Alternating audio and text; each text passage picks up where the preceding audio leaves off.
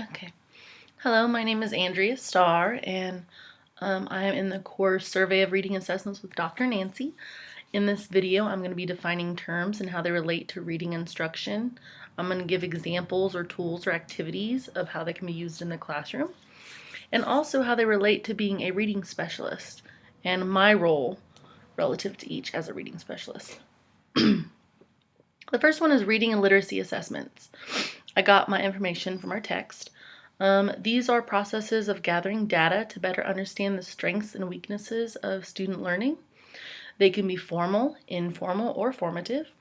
For example, running records for oral reading assessments, which calculate fluency, rate, accuracy, and comprehension.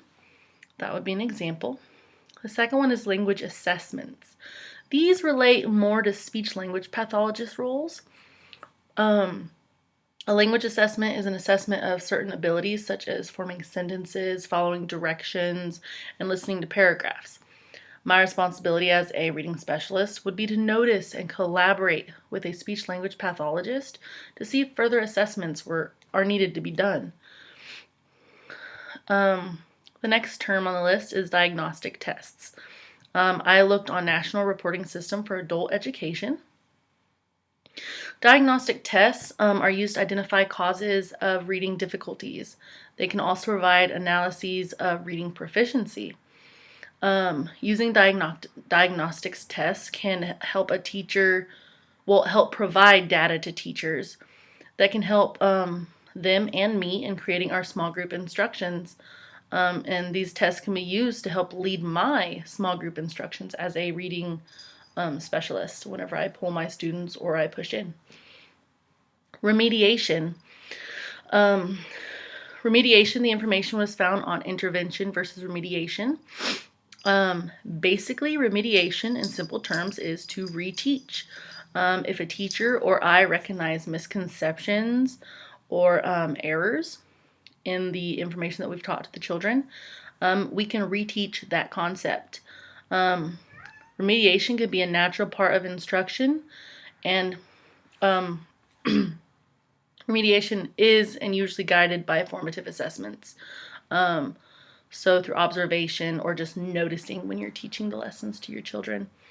I would use this, for instance, in my small groups if I'm teaching a concept such as blending letter sounds. If I notice most of my kids are struggling, I might go back and just reteach that concept. Interventions I got from the same source. Interventions are viewed as small groups, usually. During interventions, we regularly track progress and use a multi-tiered support system. This is to help prevent learning gaps from widening. Also, interventions help identify students that may need special education services. Since these are in small groups, you get more one-on-one time with your students to really see where they are in their academic journey. I currently use interventions in my preschool. We have 3 small groups twice a day. In the mornings, we do literacy. In the afternoons, we do math. For example, in the mornings, the tier 3, I work with letter sounds because they haven't mastered the letter sounds and the actions that go with the sounds that we teach through CR Success.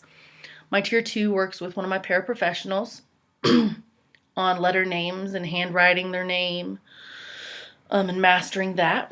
My tier 3 is working on writing their names and also sounding out CVC words. They're at that point where they've mastered the sound, letter names, and they're starting to sound out CVC words, consonant vowel consonant.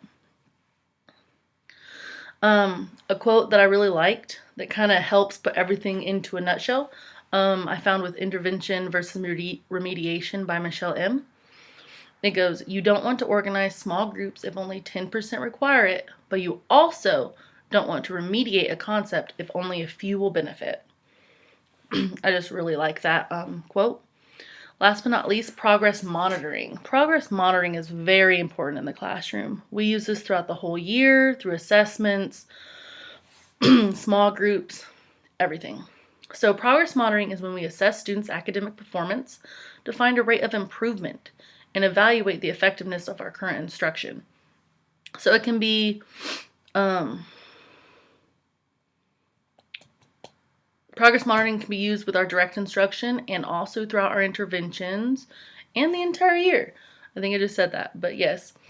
And they're usually viewed as small assessments, such as checklists, portfolios, or in my school we have a packet called PMS. It's kind of funny, but it's progress monitoring systems. And it's a checklist at the beginning of the year. We do the assessment. It's a little packlet. It doesn't even go into like the district. It's just for us to keep to get a baseline. Middle of the year we do it again. End of the year we do it again. See how they're progressing. It's got colors, shapes, numbers, letter ID, sound ID, and it helps us monitor the progress of all of our students. We even have one for our 3-year-olds and our 4-year-olds. That way it's differentiated for their ages. But I'm hoping that I covered all the terms and gave great definitions. And yes, I'm currently teaching in a preschool. And yeah, thank you for watching.